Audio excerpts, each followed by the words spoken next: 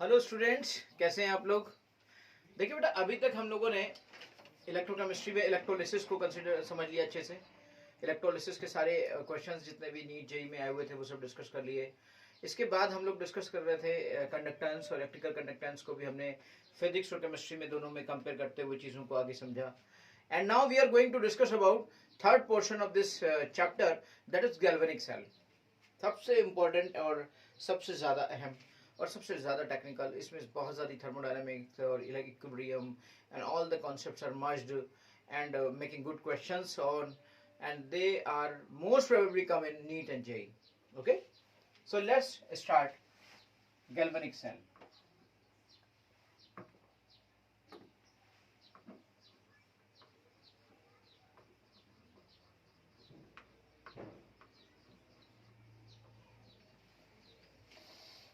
Actually जिस cell की आप बात करते हो ना, जिस सेल को हम नॉर्मली सेल बोलते हैं, उस सेल की शुरुआत या उन सेल्स का सबसे पहला वर्ड जो आता है that is galvanic cell. Galvanic cells की कैटेगरी में सबसे पहला सेल आता है डेनियल सेल का। खैर, हम गैल्वेनिक सेल को पहले समझते हैं। आप ही समझ लो फादर ऑफ सेल की जो सबसे पहली वैरायटी है that is basically galvanic cell, और you can say galvanization based होता है galvanic cell. You can say you understand कि here chemical engineering convert into electrical energy, chemical energy convert into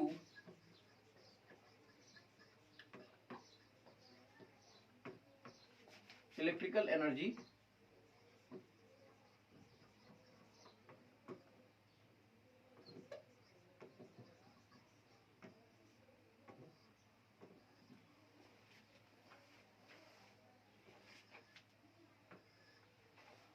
chemical energy convert into electrical energy. Chemical energy आपकी electrical energy में convert हो जाती है।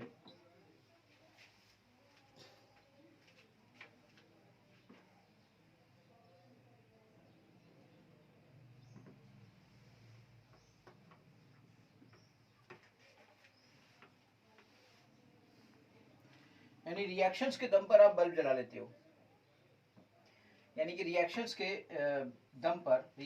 दम पर आप बल्ब को जला लेते हो। Understand? This is a spontaneous cell. ये एक स्पॉन्टेनियस सेल होता है।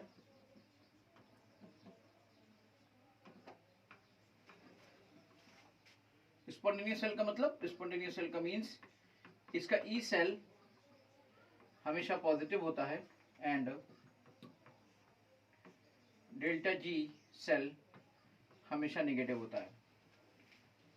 उसकी आपको एक बहुत गजब की बात बता दें, गजब की बात आप सुन लो। इससे पहले आपने पढ़ा था ना इलेक्ट्रोलिटिक सेल, इलेक्ट्रोलिसिस में हम पढ़ रहे थे, जिस सेल के बारे में बात कर रहे थे। बहुत ज्यादा अच्छा पॉइंट अगर कभी आ जाए ना तो आप इस बारे में समझ सकते हो, कह सकते हो इलेक्ट्रोलिटिक सेल, वही इलेक्ट्रोलिसिस वाला cell, electrolysis cell, electrolytic cell जो आपने इलेक्ट्रोलिसिस में पढ़ा था, उसका पता है क्या होता था? वो तो बाहर से बजाय एनर्जी देने के बाहर से एनर्जी ली जा रही थी ना, तो उसके लिए मैं कहूंगा कि उसका ई सेल नेगेटिव है और उसका डेल्टा जी पॉजिटिव था, और that's why that cell is called as non spontaneous. बेटा, उस सेल को हम नॉन स्पॉन्टेनियस सेल कह सकते हैं। ये पॉइंट आप बहुत ही अच्छे से दिमाग में रखिएगा, ये पॉइंट बहुत काम का है, और इस बारे में हम लोगों ने डिस्कशन आगे फर्दर डिस्कस करेंगे, इसका कैसे डेल्टा जी नेगेटिव होगा। ये हमारा स्टडी ऑफ कंसर्न नहीं है, ये तो मैंने यहाँ पर उस पॉइंट को बता दिया जिस पॉइंट पर लोगों को लगता है कि यार ये भी क्या पॉसिबल है, या ऐसा भी होता है क्या। यस, ऐसा भी होता है। यस, ऐसा ही है। यस, ऐसा ही है, और ऐसा ही है हो सकता है। चलो भाई देखते हैं, एक एक करके हम लोग डिस्कस करते हैं। जबकि देखिए, आपने देखा ना गैल्वेनिक सेल में आपकी केमिकल एनर्जी इलेक्ट्रिकल एनर्जी में कन्वर्ट हो रही थी, और यहाँ पर क्या हो रहा था, यहाँ पे इलेक्ट्रिकल एनर्जी केमिकल एनर्जी में कन्वर्ट हो रही थी। अंडरस्टैंड? लोगों को लगेगा अरे यार ये तो सेल बहुत अच्छे से चलता है, बहुत अच्छे से होता है, सर आप इसे नॉन स्पॉन्टेनियस क्यों कह रहे हैं? तो मैंने कहा थर्मोडायनेमिक्स की स्टडी आप करोगे ना और समझोगे, सीखोगे, तो आपको लगेगा चलता तो एसी भी है, ठंडक भी अच्छी करता है, लेकिन वो एक नॉन स्पॉन्टेनियस प्रोसेस है। क्योंकि जो वर्क डन हो रहा है ना वो एक एक्सटर्नल सोर्स की वजह से हो रहा है, जो बाहर कंपरेचर लगा है। अदरवाइज नेचुरल फ्लो थोड़ी नहीं है कि हीट आपकी कम टेम्परेचर से ज्यादा टेम्परेचर की तरफ चली जाए।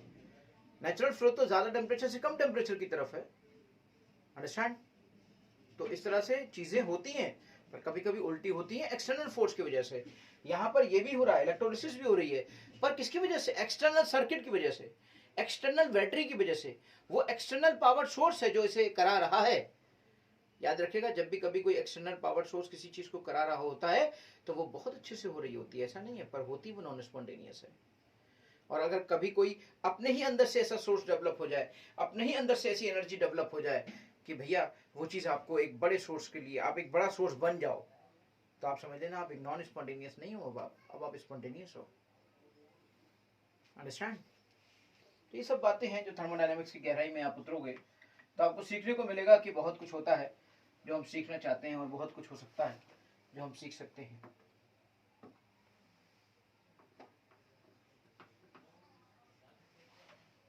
तो ये आपकी शुरुआत हम लोग करते हैं गैल्वेनिक सेल की पहली कैटेगरी से, जिसे मैं कहूँगा गैल्वेनिक सेल, और गैल्वेनिक सेल के फर्स्ट टाइप के सेल से, and that is called basically Daniell cell.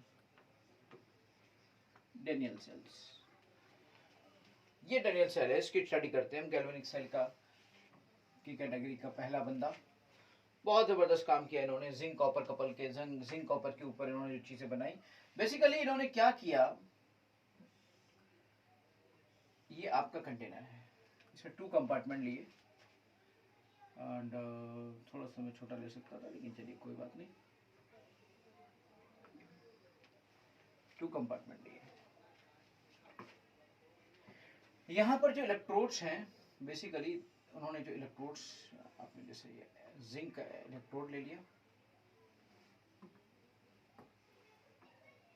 और जिंक के इलेक्ट्रोड के साथ साथ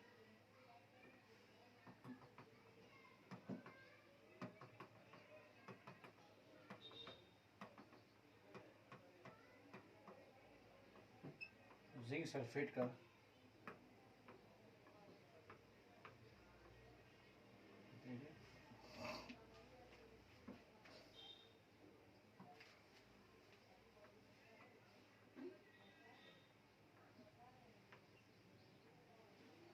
कॉपर है,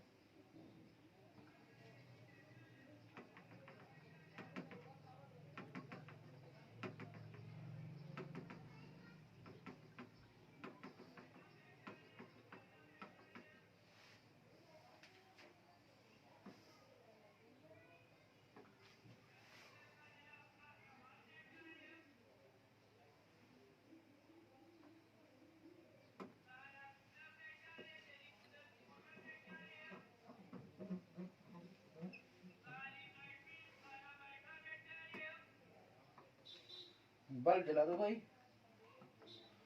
कृपया, बल्ब।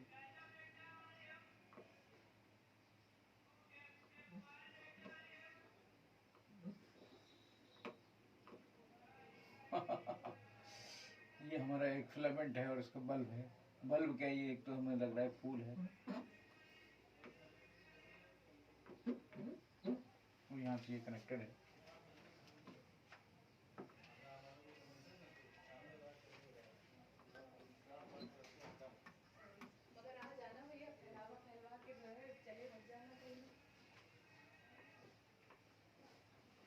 ठीक है,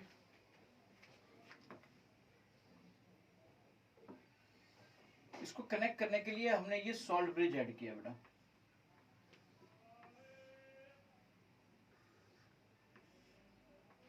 ये सॉल्ट ब्रिज है, इसमें आपका सॉल्ट हमने रखे। उन सॉल्ट्स को रखा जाता है जिनकी मोबिलिटी यहाँ के आयंस की मोबिलिटी के इक्वल हो, जैसे KNO3 NaCl, है ना, ताकि वो मैच कर सकें और रिप्लेस कर सकें और अच्छे से रिएक्ट कर पाए। This is basically salt bridge. इस सॉल्ट ब्रिज के अंदर चीजें भरी हैं, सॉल्यूशन बना है।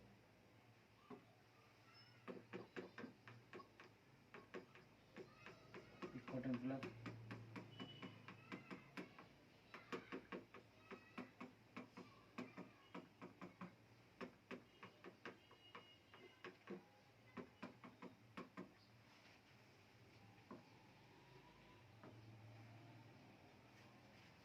अगर वो जिलेटिन से मिलके बना है,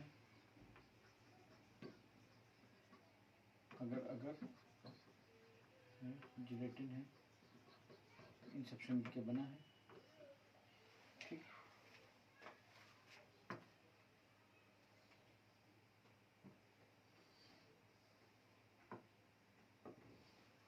ये डेनियल सेल है बेटा, galvanic cell, Daniell cell galvanic.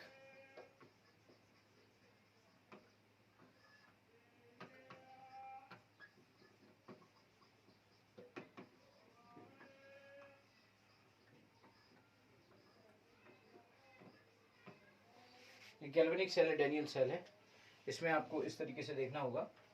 अब होता क्या है, बेसिकली होता ये है कि अगर आप देखो यहाँ पर जिंक और कॉपर हमने दो लिए, ये डेनियल सेल का पूरा वो है, जिंक है और कॉपर है। आप मुझे बताइए किसका रिडक्शन फेवरेबल है, किसका ऑक्सीडेशन फेवरेबल है। आप देखिए इलेक्ट्रोकेमिकल सीरीज में जिंक हाइड्रोजन के ऊपर है और हाइड्रोजन के नीचे कॉपर है। याद रखिएगा जो हाइड्रोजन के ऊपर होते हैं उनका ऑक्सीडेशन आसान होता है, और जो हाइड्रोजन के नीचे होते हैं उनका रिडक्शन आसान होता है। जो या यूं कह लीजिए कि जिनका जो ऑक्सीडेशन पोटेंशियल में ऊपर होते हैं, यानी जो हाइड्रोजन से ऊपर होते हैं उनका ऑक्सीडेशन आसान होता है, और जो उसके नीचे होता है, ऊपर वाले का ऑक्सीडेशन नीचे वाले से ज्यादा अच्छा होता है। तो इनका ऑक्सीडेशन हो गया, इस जगह पे ऑक्सीडेशन हो रहा है। याद रखिएगा जो भी इलेक्ट्रोड, ये सब इलेक्ट्रोड्स हैं, ये जिंक का इलेक्ट्रोड है, ये कॉपर का इलेक्ट्रोड है। जो भी इलेक्ट्रोड, जिस इलेक्ट्रोड पे, बोलिए जिस इलेक्ट्रोड पे ऑक्सीडेशन होता है उस इलेक्ट्रोड को एनोड कहा जाता है। मैं कह सकता हूं ऑक्सीडेशन इलेक्ट्रोड, यानी कि ऐसा इलेक्ट्रोड जिस पर ऑक्सीडेशन हो, ऑक्सीडेशन इलेक्ट्रोड, उसको हम एनोड कहते हैं। सो ये आपका एनोड कहलाएगा। अभी तो ऐसे पता नहीं था ना कि कौन एनोड है कौन कैथोड है। तो एक सिंपल सी डेफिनेशन मैंने आपसे बोली थी कि प्लस माइनस अलग अलग हो सकता है, लेकिन एक बात हमेशा सही है कि जिस इलेक्ट्रोड पर ऑक्सीडेशन होगा वो एनोड होगा, और जिस इलेक्ट्रोड पर रिडक्शन होगा वो कैथोड होगा। याद रखिएगा कि हम इसकी बात करें रिडक्शन इलेक्ट्रोड की, जिस इलेक्ट्रोड पर रिडक्शन होगा, जिस इलेक्ट्रोड पर रिडक्शन होगा वो कैथोड कहलाएगा।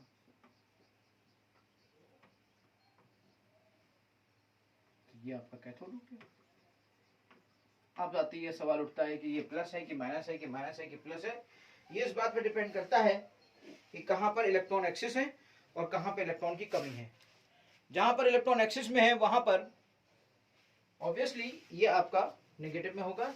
देखिए जिंक, जब जिंक पर ऑक्सीडेशन, जिंक इलेक्ट्रोड पर ऑक्सीडेशन होगा तो क्या होगा, जब इस पे ऑक्सीडेशन होगा तो ये जिंक जो होगा वो जिंक 2+ में चला जाएगा और 2 इलेक्ट्रॉन्स इस तरीके से हो जाएंगे। तो एनोड पे ऑक्सीडेशन हो रहा है, जिंक आपका Zn2+ में जा रहा है, 2 इलेक्ट्रॉनों को रिलीज करते हुए। आप मुझे बताइए 2 इलेक्ट्रॉन जो रिलीज होंगे वो इसी इलेक्ट्रोड पर तो इकट्ठे होंगे ना। तो यहां पर इलेक्ट्रॉन एक्सिस हो जाएंगे, इलेक्ट्रॉन एक्सिस हो जाएंगे तो इसको मैं नेगेटिव से रिप्रेजेंट कर दूंगा। और ये ZnSO4 जो यहां पर है, ये ZnSO4 बेटा टूटेगा किसमें, ये ZnSO4 टूटेगा जिंक 2+ में और SO4 2- में। अब जरा मुझे बताइए कि यहां से भी ये जिंक 2+ यहां से भी निकल रहा है, ये जिंक से जिंक 2+ आ रहा है, यानी जिंक से आपका जिंक 2+ आ रहा है, तो इलेक्ट्रॉन यहाँ पे रिलीज हो रहे हैं। और ये Zn2+ यहाँ पर भी प्रेजेंट है ऑलरेडी, और Zn2+ ऑलरेडी यहाँ पर भी प्रेजेंट है। तो Zn2+ तो बहुत ज्यादा हो गया, Zn2+ तो बहुत ज्यादा हो गया।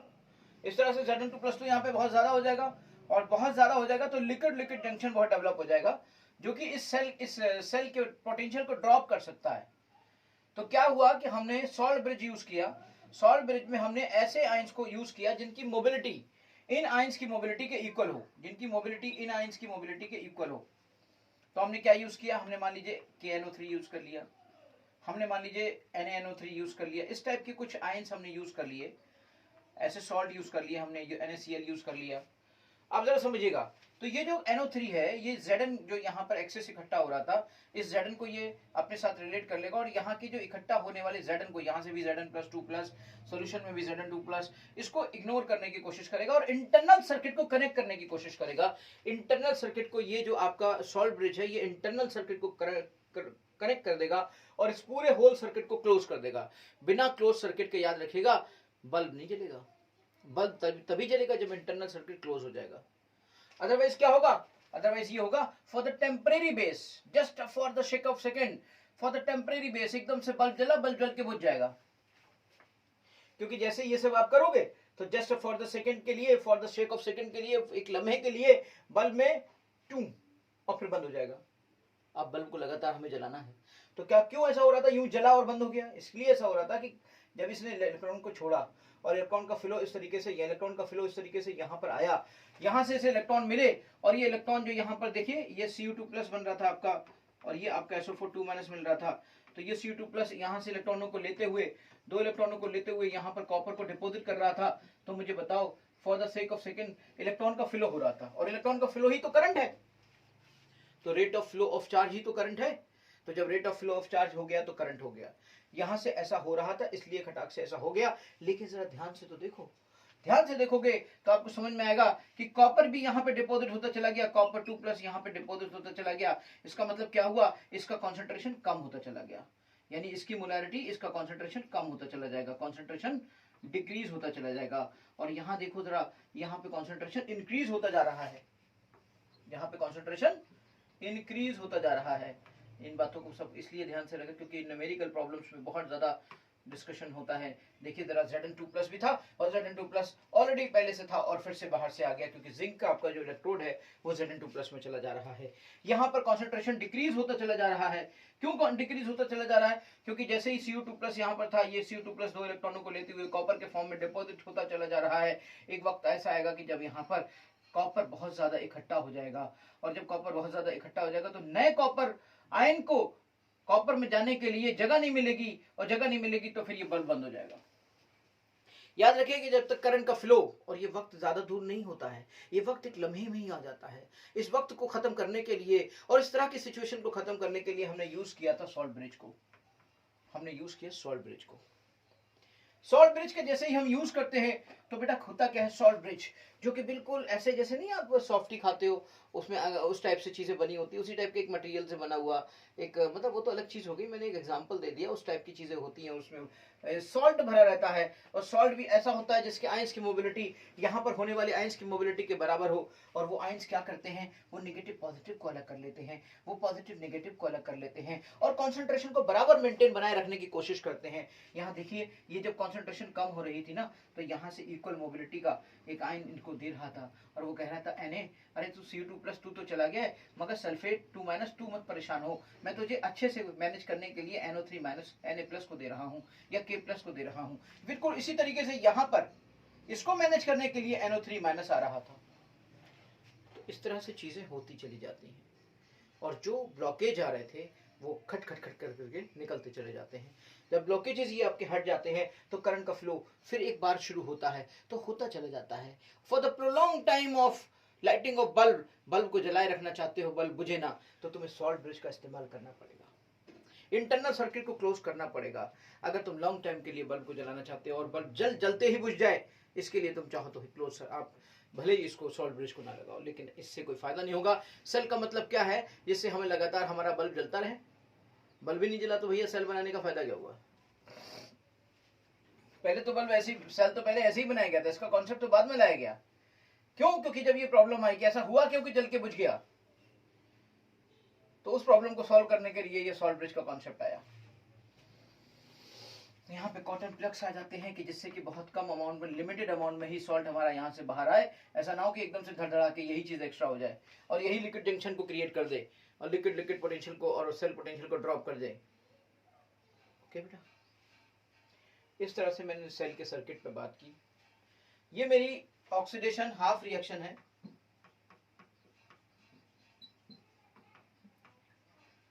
और ये मेरी रिडक्शन हाफ रिएक्शन है।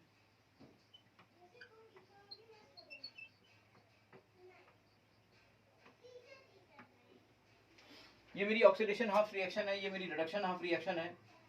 इस तरीके से ये चीजें होती चली जाती हैं।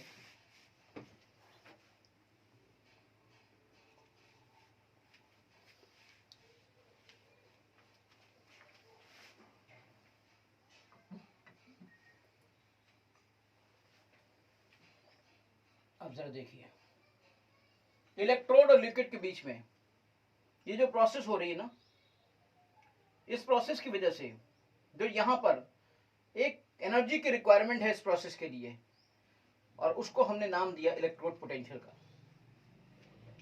यहां पर एक एनर्जी की रिक्वायरमेंट है। कोई भी दुनिया का काम होगा बिना एनर्जी के हो जाएगा क्या? दुनिया का कोई भी काम जिसमें एनर्जी का लेन देन ना हो वो काम पॉसिबल है क्या? नहीं। इसका मतलब यहां पर भी कोई एनर्जी है, और उस एनर्जी का नाम यहां पे रखा गया पोटेंशियल। तुम्हारे अंदर कितना पोटेंशियल है, यानी कि तुम्हारी कितनी एनर्जी है ना? तो उसका नाम यहां पे रखा गया पोटेंशियल। समझ गए? और वो पोटेंशियल है सब एनर्जी से रिलेटेड। आप सबको बताइए, मैं आपको पहले बता चुका हूँ आयनाइजेशन एनर्जी, आयनाइजेशन पोटेंशियल में एक फर्क होता है ई का। वैसे ही पोटेंशियल और एनर्जी का फर्क होता है, आप सब जानते हो W=QB। तो अगर मैं एक इलेक्ट्रॉन की बात करता हूं ना, तो जो पोटेंशियल होता है वही उसकी एनर्जी होती है। तो यहां पर बात करते हैं न्यूमेरिकली, टर्म्स अलग अलग हैं। यहाँ पर बात करते हैं कि कॉपर 2+ कैसे डिपॉजिट हो जाता है, और इस तरीके से ये आपका रिएक्शन होता है, और Zn2+ में कैसे चला जाता है, और इस तरीके से इसका रिएक्शन आपका ये होता है। दोनों हाफ रिएक्शंस का डिस्कशन हमने यहाँ पे किया। एक हमारी हाफ रिएक्शन है ऑक्सीडेशन हाफ रिएक्शन, और दूसरी हमारी रिएक्शन है रिडक्शन हाफ रिएक्शन।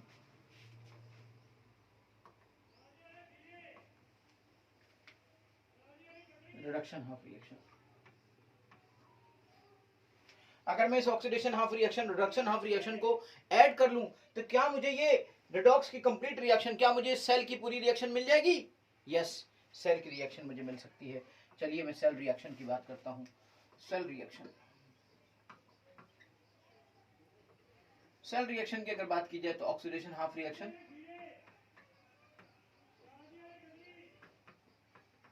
को लिखो, और रिडक्शन हाफ रिएक्शन को लिखो, और दोनों को ऐड कर लो।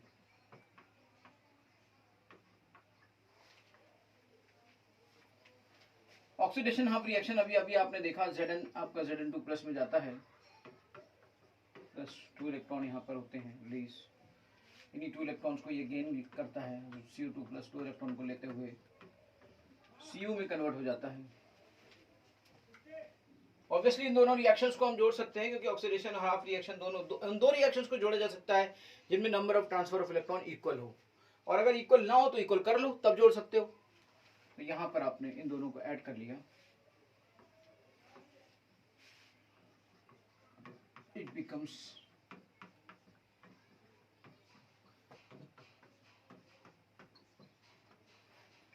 याद रखिएगा ये जो चीजें सॉलिड में है, ये सॉलिड में है, और ये आयन होते हैं, तो आयन की कॉन्सेंट्रेशन होती है ना, ये तो एक्वस में होते हैं, ये तो वाटर में होंगे, ठीक, सोल्यूशन में होंगे।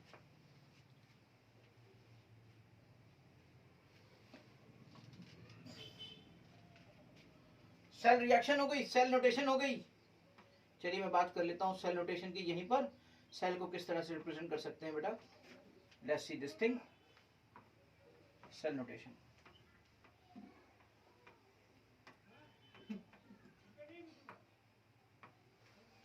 देखो Zn कहाँ जा रहा था, ऐसे Zn2+, ऐसा कर, और उसके साथ दिखा दिया करो, ये सॉलिड है, ये इसकी मोलैरिटी कुछ हो सकती है, या एक एक्स मोलैरिटी मान लो, इसकी एक्स मोलैरिटी इसकी हो सकती है, आयन है तो उसकी मोलैरिटी होगी। और बेटा इसके बाद इन दोनों रिएक्शन में जो एक ऑब्वियसली सेल के अंदर सॉल्ट ब्रिज होता है ना, सॉल्ट ब्रिज को 2 पैरेलल लाइन से रिप्रेजेंट कर देते हैं। तो यहाँ पर 2 पैरेलल लाइन से ऐसे रिप्रेजेंट कर दो, सॉल्ट ब्रिज बन गया।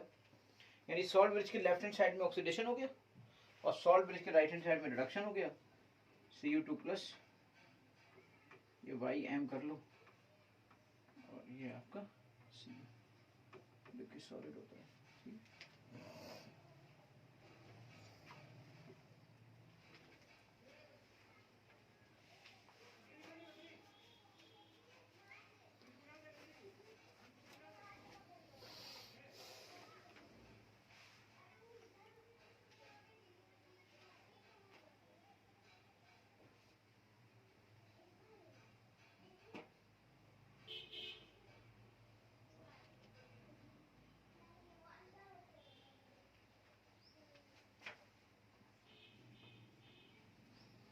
क्लियर? अगर यहाँ पर बेटा कोई गैसियस चीज होती, जैसे ये आयनिक है तो मोलैरिटी के टर्म में हो गया, अगर कोई गैसियस होता ना तो एटमॉस्फेरिक प्रेशर के टर्म में होता, क्योंकि वो फिर पार्शियल प्रेशर उसका यूनिट को रिप्रेजेंट करता है।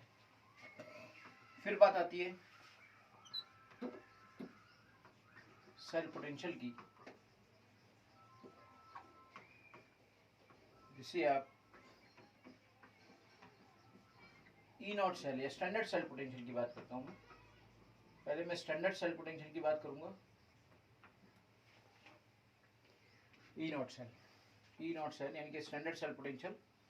स्टैंडर्ड सेल पोटेंशियल का मतलब 1 एटमॉस्फेरिक कंडीशन है, 25 डिग्री सेंटीग्रेड है, समझ गए? ये स्टैंडर्ड कंडीशन है। इनके स्टैंडर्ड कंडीशन पे हमारा जो भी मेजरमेंट किया जाएगा वो स्टैंडर्ड मेजरमेंट कहलाएगा। सेल पोटेंशियल का मेजरमेंट भी स्टैंडर्ड सेल पोटेंशियल कहलाएगा।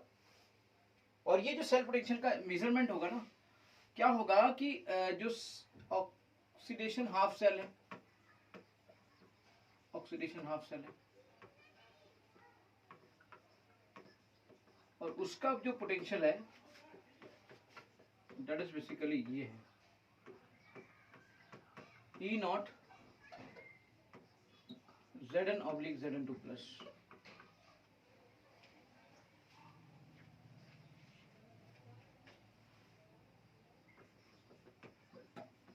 रिडक्शन हाफ सेल है, उसका जो Cu+2 electron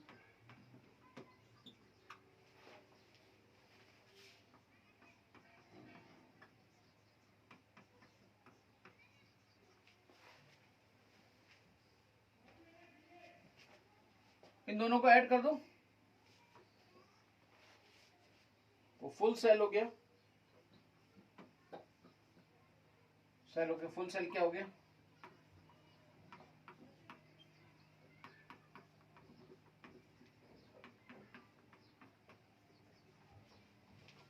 At the standard condition it becomes E naught cell.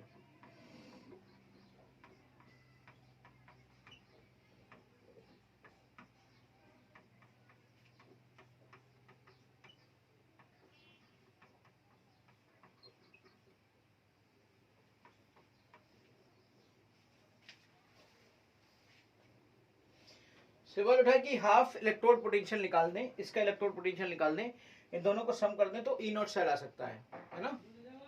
एक ऑक्सीडेशन हाफ पोटेंशियल है और एक रिडक्शन हाफ पोटेंशियल है बेटा, याद रखिएगा, याद रखिएगा। ये ऑक्सीडेशन हाफ पोटेंशियल है, दूसरा ये रिडक्शन पोटेंशियल है, ठीक है। तो इसका मतलब क्या हुआ? इसका मतलब यहां से मैं एक बात कॉमन कह सकता हूं कि अगर if I am taking E naught cell और अगर एक मेरा ऑक्सीडेशन हाफ हो, जो कि मैं जानता हूं कि लेफ्ट हैंड पे ऑक्सीडेशन होता है, और दूसरा मेरा रिडक्शन पोटेंशियल दिया है और जो कि राइट हैंड साइड पे होता है, तो अगर मैं उन दोनों को जोड़ दूंगा तो मुझे ये मिल जाएगा। ऑक्सीडेशन और रिडक्शन दोनों अगर मुझे ये मिल जाए, ऐसे तरीके से दिए तो मुझे ये मिल जाएगा, ठीक है। याद रखिएगा, एक स्टार पॉइंट आपको बताता हूं कि ई नॉट ऑक्सीडेशन बराबर minus E naught reduction. E naught reduction is equal to minus E naught oxidation.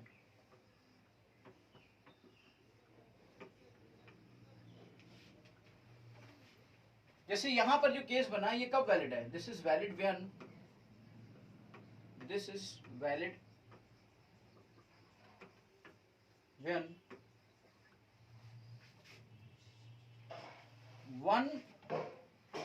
this is valid when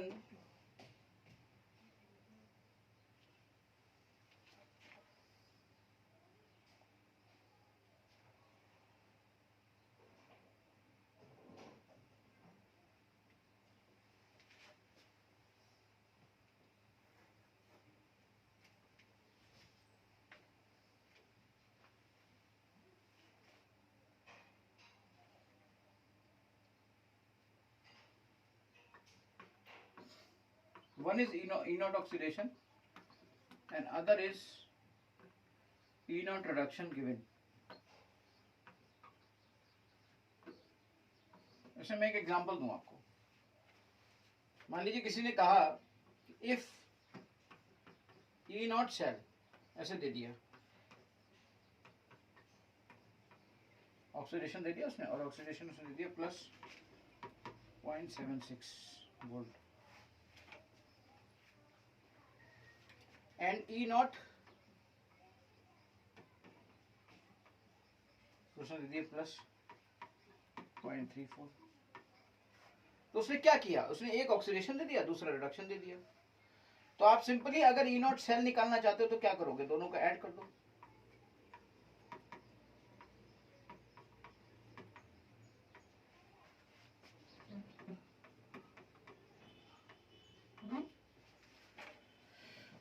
one 1.10 volt, ठीक है। लेकिन क्वेश्चन ये भी तो हो सकता है, ज्यादातर क्वेश्चन में क्या होता है मैं आपको बताऊं, if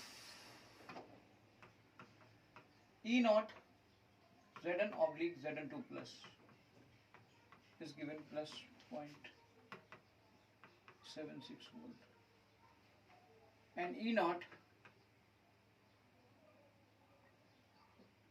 Cu oblique Cu2 plus is given as minus 0.34 volt।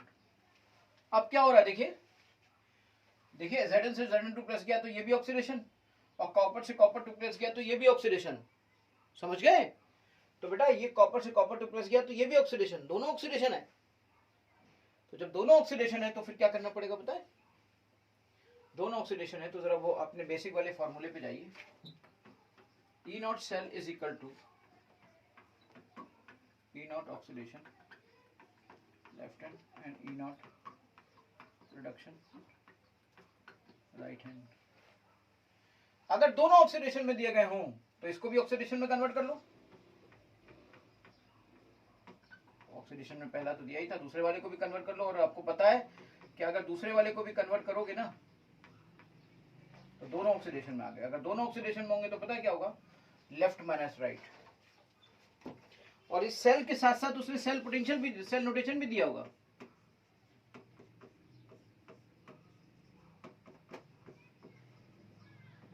Left में कौन है, Zn, राइट में कौन है, कॉपर। लेफ्ट कौन है, Zn, Zn का कितना दिया है 0.76। कॉपर लेफ्ट राइट में है, दोनों ऑक्सीडेशन में हो तो लेफ्ट माइनस राइट, ठीक है। तो इसका कितना होगा 0.34 minus minus plus 0.76 plus 0.34 which is equal to 1.10 volt. 1.10 volt, क्योंकि सिर्फ आपका 1.10 वोल्ट जाएगा।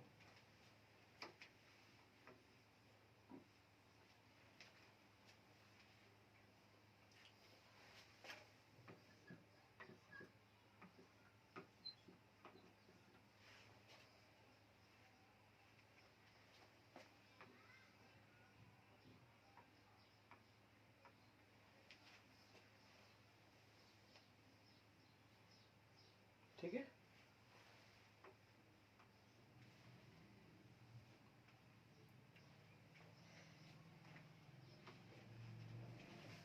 केस 3 जो कि मोस्ट कॉमन है,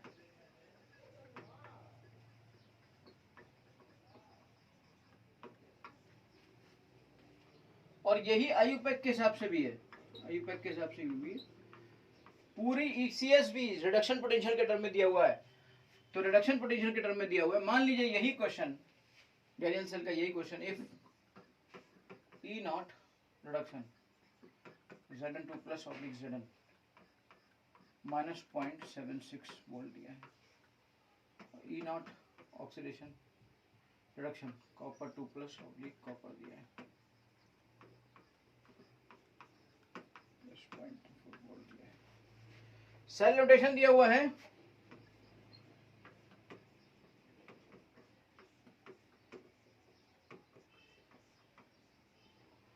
सॉल्ट ब्रिज का ये पोर्शन लेफ्ट में, ये पोर्शन राइट में।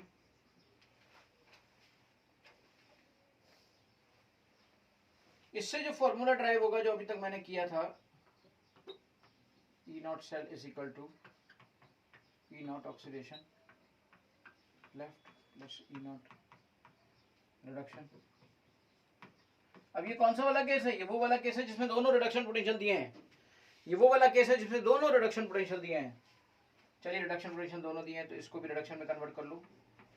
ये रिडक्शन में कन्वर्ट होगा बेटा, ये आर होगा, ये रिडक्शन में कन्वर्ट होगा तो ये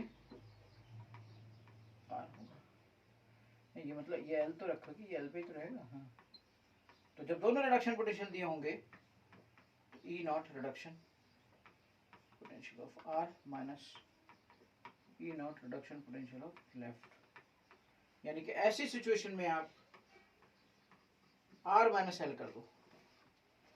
ऐसे सिचुएशन में आप आर माइनस एल कर दो। आर क्या है? आर पे दिया है कॉपर, आर पे दिया है कॉपर। ये बिल्कुल सबसे कॉमन फॉर्मूला यही है बेटा, आर माइनस एल। लेकिन हर की कंडीशन है, ऑब्जेक्टिव भी बन सकता है इस पर। अगर मैं इसकी बात करता हूँ ई नॉट सेल की, राइट में कौन है? Copper. Copper 0.34 minus minus 0.76 minus minus plus plus 1.10। तो क्या मतलब हुआ? ये कंडीशनल है, कंडीशन है कि कंडीशन किस तरह की दी गई है। अदरवाइज हर तरह से मैंने आपको ये प्रूफ कर दिया कि चाहे आप ऐसे निकालो, चाहे वैसे निकालो, चाहे ऐसे निकालो, आपको वैल्यूज वैसी ही मिलेंगी। आप कैसे भी निकालो आपको वैल्यूज वैसी ही मिलेंगी। अंडरस्टैंड? अदरवाइज ये कंडीशनल है बेटा। कुछ ई नॉट सेल पे क्वेश्चंस हम लोग करेंगे, जैसे कि अभी तक हमने इन चीज़ों का डिस्कशन किया। चलिए इससे पहले हम एक बात और डिस्कस भी कर सकते थे, स्टैंडर्ड हाइड्रोजन इलेक्ट्रोड के बारे में।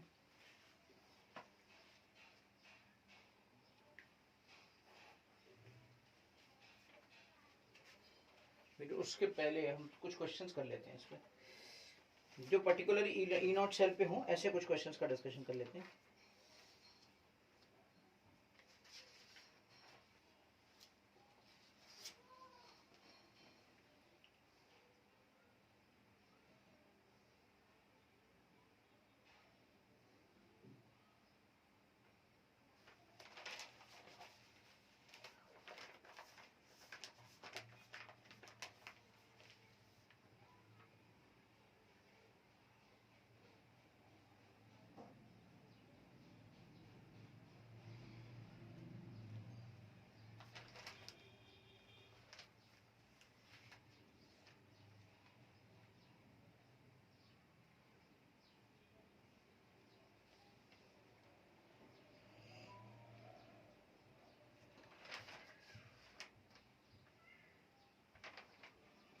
Let's do this question. इससे पहले कि हमें कुछ एक टॉपिक और भी डिस्कस करना था बहुत अच्छा सा।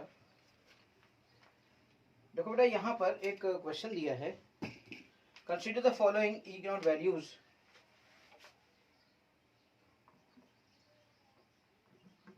consider following E naught values. E naught Fe3 plus 2 Fe2 plus E naught Fe3 plus Fe2 plus which is equal to 0.77 volt and E naught Sn2 plus 2 Sn is equal to minus 0.14 volt. Under standard condition, the potential for the reaction under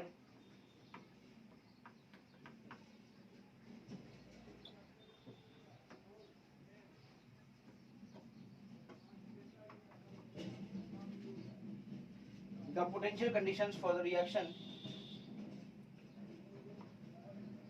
SNS Fe3 plus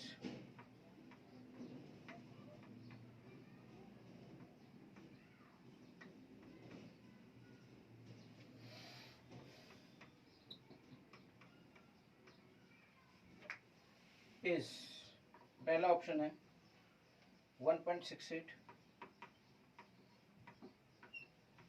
second option है 0.63, third option है 0.91, fourth option है 1.40।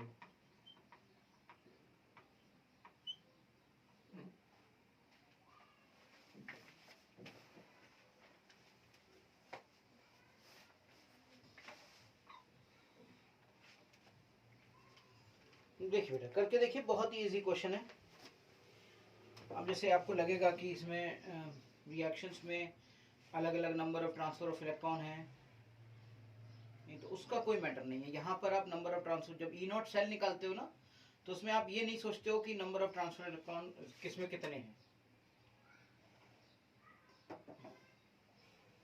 वो जब आप पूरा की पूरा E cell निकालते हो तब आपको डिस्कस करना होता है। फुल सेल का तो तब आप बात करते हो जब ई सेल आप निकाल रहे हो। या स्टैंडर्ड इलेक्ट्रोड पोटेंशियल में आप उन चीजों को नहीं देखते हो, और जो गिवन इंफॉर्मेशन दी होती है उसी के हिसाब से हम करते हैं। बस हमें ये देखना है कि यहाँ पे लेफ्ट में कौन है और राइट में कौन है। लेफ्ट में ऑक्सीडेशन हो रहा है, यानी कि ये हो गया हमारा, और राइट में हमारा Fe2 3+ Fe में चला गया, ये हो गया। अब यहाँ पर हमें जब दोनों ही रिडक्शन पोटेंशियल दिए हैं, देखिए दोनों ही रिडक्शन दिए हैं, तो दोनों ही रिडक्शन पोटेंशियल दिए होते हैं तो होता है राइट माइनस लेफ्ट। तो देखिए जब ई नॉट सेल, अभी मैं बता रहा था कि अगर दोनों ही रिडक्शन दिए हों तो आप सिंपली R माइनस एल यानी कि राइट माइनस लेफ्ट कर दो, और ये पहचान लो कि राइट पे कौन है और लेफ्ट पे कौन है। तो राइट पे कौन है, राइट पे है आपका Fe, राइट पे Fe है, इसका मतलब 0.77 माइनस, और लेफ्ट पे है आपका Sn और इसका मतलब माइनस 0.14। देखिए कितना है, 7 4 11 1 9 0.91। सिंपल सा तरीका है बेटा। बाकी आप जैसे हम दिमाग लगाएं यार Fe3+2+ में गया तो एक इलेक्ट्रॉन का ट्रांसफर हुआ, या Sn2+ Sn में गया तो 2 इलेक्ट्रॉन्स का ट्रांसफर हुआ, उसका कोई मीनिंग नहीं है बेटा, ठीक है।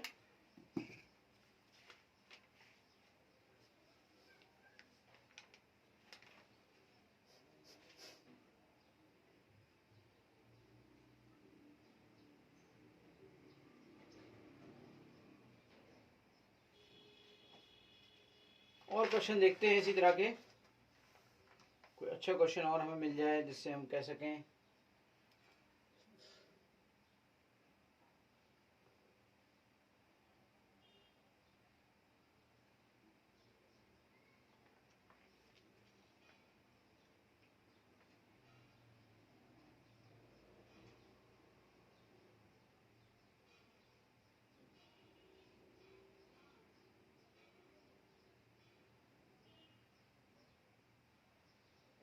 एक क्वेश्चन दिया हुआ है कि ये रिएक्शन होगी कि नहीं होगी, इसके बारे में डिस्कशन किया है। जेईई मेन 2014 का क्वेश्चन है।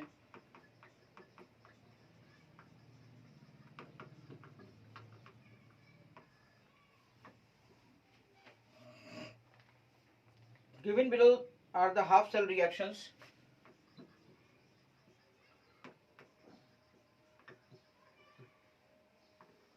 Half cell reactions. Mn2 plus 2 electron converted to Mn.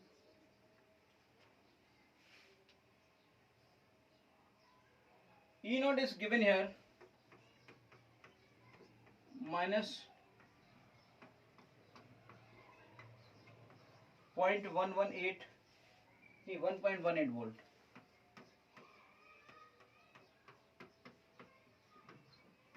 Minus 1.18 volt. फिर अगला है 2Mn 3+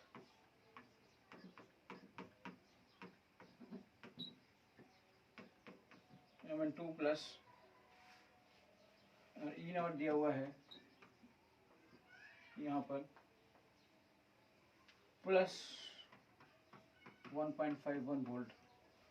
ठीक, अब इसमें पूछा है the E not for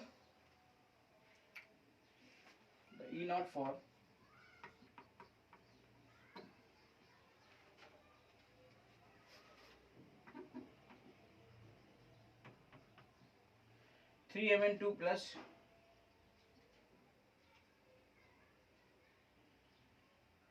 Mn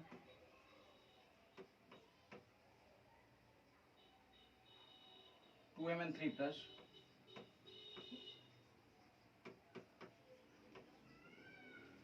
इसके लिए E नॉट मुझसे पूछा गया है कि E नॉट की वैल्यू माइनस में आएगी कि प्लस में आएगी।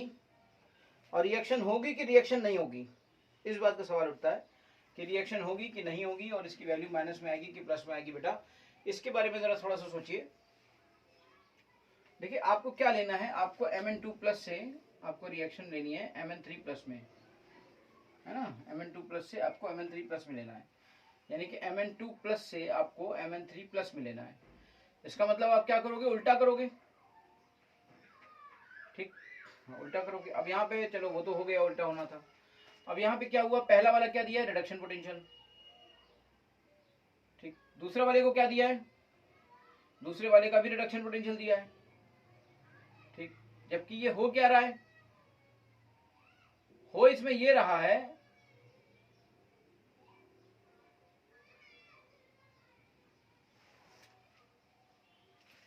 हो क्या रहा है, हो ये रहा है कि पहले वाले का हो रहा है रिडक्शन और दूसरे वाले का हो रहा है ऑक्सीडेशन। यानी कि अगर इसका मैं सेल नोटेशन लिखूं तो ऑक्सीडेशन वाला मुझे लिखना हो तो मैं क्या लिखूंगा, ऑक्सीडेशन वाले को, तो ऑक्सीडेशन वाला मुझे लिखना होगा तो मैं लिखूंगा Mn2 plus oblique Mn3 plus, ये ऐसे। और दूसरे वाले को लिखूंगा तो क्या लिखूंगा, लिखूंगा मैं Mn2 प्लस ऑब्लिक Mn, ठीक। यानी ये हो गया राइट हैंड साइड पे, ये हो गया लेफ्ट हैंड साइड पे। तो राइट माइनस लेफ्ट, तो ये वाला आपका राइट हो गया और माइनस लेफ्ट, लेफ्ट वाला ये हो गया। तो ई नॉट सेल जो निकल के आया वो निकल के आया राइट माइनस लेफ्ट। राइट वाला कौन है, राइट वाला वो है, तो राइट वाला वो है, तो right minus left, minus left, minus में ये आपका प्लस 1.15 दिया हुआ है। अब जरा देखिए कितना आया, 8.13 3 और 112 और 3, ठीक है।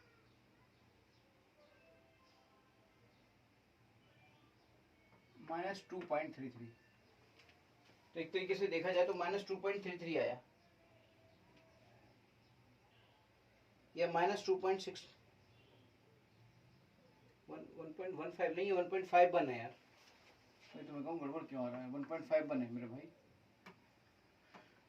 फिर से रखो इसे, वैल्यू को, वैल्यू रखने में इधर से उधर रखने में गलती कर दी, -1.51 है।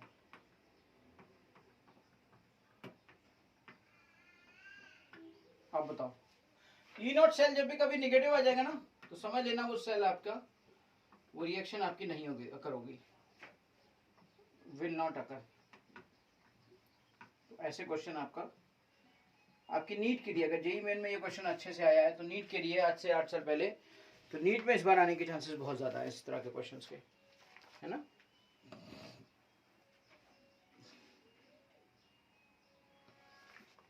if we have talked about E naught cell electrode potential की हमने बात की है, तो हम इलेक्ट्रोड पोटेंशियल की बात को तब तक कंप्लीट नहीं कर सकते जब तक कि हम एक नई बात, एक अच्छी बात और ना बता सकें।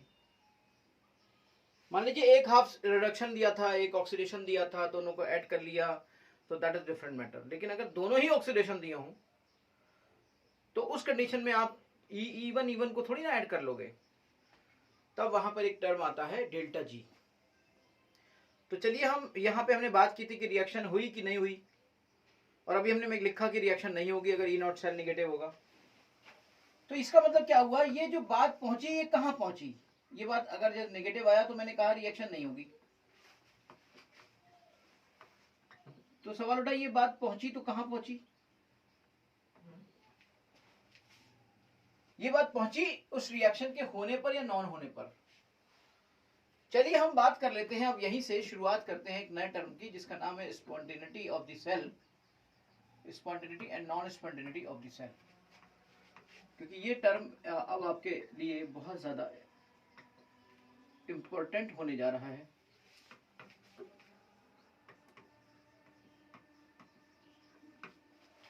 Spontaneity and non spontaneity of the cell, तब हम बात कर रहे हैं spontaneity and non spontaneity of the cell की।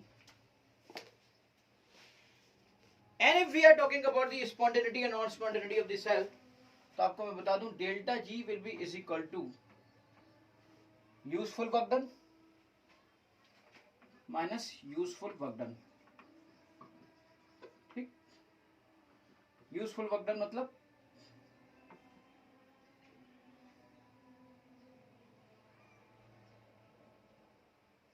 क्या होगा, Q into V, Q into V तो होगा यूजफुल वर्क डन, V मतलब पोटेंशियल। ठीक, अब यहां पर जो इलेक्ट्रॉन होगा, 1 मोल ऑफ इलेक्ट्रॉन का जो चार्ज होता है वो कितना होता है, F। अगर मान लीजिए n मोल ऑफ इलेक्ट्रॉन्स यहाँ पर है तो चार्ज कितना होगा, NF। और यहाँ पर जो पोटेंशियल लिखते हैं उस पोटेंशियल को क्या लिखेंगे, E नॉट सेल। तो अगर आप स्टैंडर्ड ले रहे हो तो यहाँ पर आपको क्या मिलेगा, स्टैंडर्ड। तो यानी कि आपका जो रिलेशन निकल के आया वो क्या निकल के आया भाई, -NF E नॉट सेल।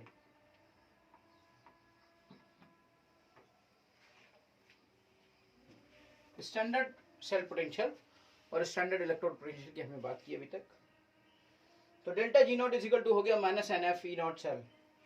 अब आप मुझे ये बताइए कि दुनिया की किसी भी रिएक्शन को स्पॉन्टेनियस होने के लिए डेल्टा G की वैल्यू कैसी होनी चाहिए, फॉर स्पॉन्टेनियस रिएक्शन। अब ये भी मैंने आपको बता दिया, देखिए ये आया कहां से, फॉर स्पॉन्टेनियस रिएक्शन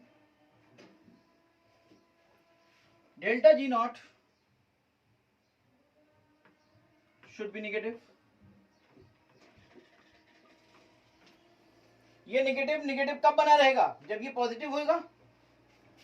अगर ये पॉजिटिव होगा तभी तो पॉजिटिव नेगेटिव बना रहेगा, और अगर ये नेगेटिव हो गया तो क्या होगा भाई, ये तभी पॉसिबल है जब E नॉट सेल, आपका जो यहाँ पे सेल है वो आपका पॉजिटिव हो, तभी ये पॉसिबल है। इसका मतलब for spontaneous cell of reaction अगर डेल्टा G नेगेटिव चाहिए तो E नॉट सेल आपका पॉजिटिव चाहिए। आप समझ गए होंगे शायद, इस बात को देख लीजिए।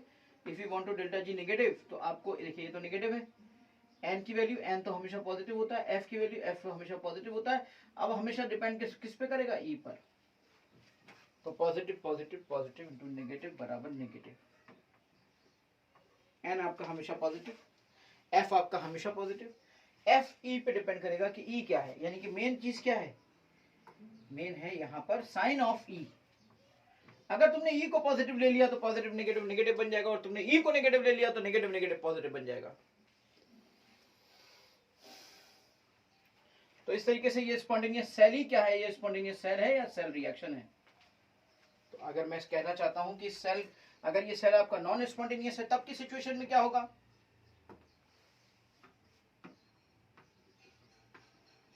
फॉर नॉन स्पॉन्टेनियस सेल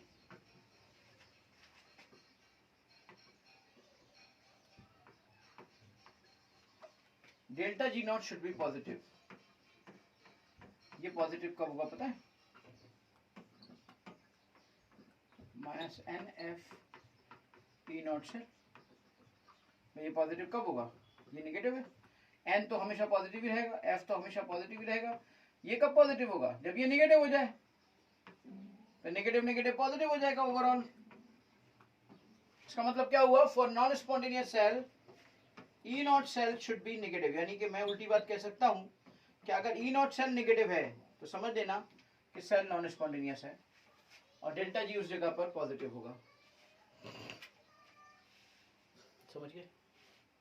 तो पहली बात तो हमने डेल्टा G नॉट और E नॉट के रिलेशन को समझा, डेल्टा G नॉट और E नॉट के रिलेशन को समझा। अब ये बहुत कुछ समझना बाकी है, लेकिन पहले एक एक करके हम चीजों को समझ रहे हैं, ठीक है।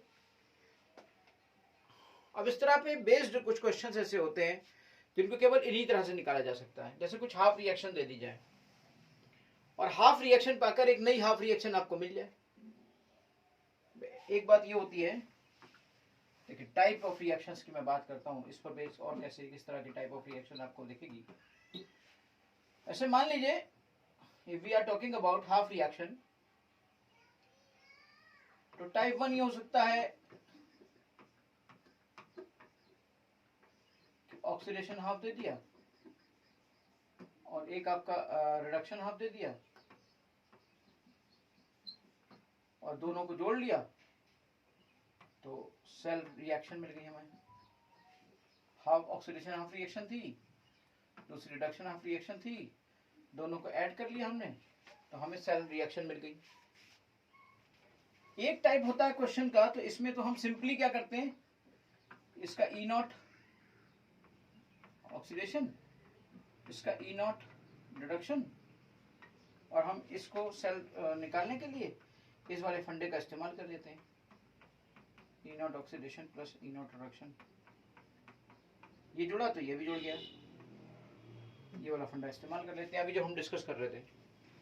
लेकिन एक नए तरह की टाइप ऑफ रिएक्शन आपके सामने आएगी जिसको आपको डिस्कस करना होगा कि एक ऑक्सीडेशन हाफ दिया, हाफ रिएक्शन नंबर 1, और दूसरी भी ऑक्सीडेशन हाफ रिएक्शन दी, दूसरी भी ऑक्सीडेशन हाफ रिएक्शन दी, और दोनों को जोड़ा तो जोड़ने के बाद भी एक हाफ ही रिएक्शन मिली हमें, हाफ रिएक्शन नंबर 3 मिल गई। तो ऐसी सिचुएशन पे ये वाला कॉन्सेप्ट नहीं लगता है।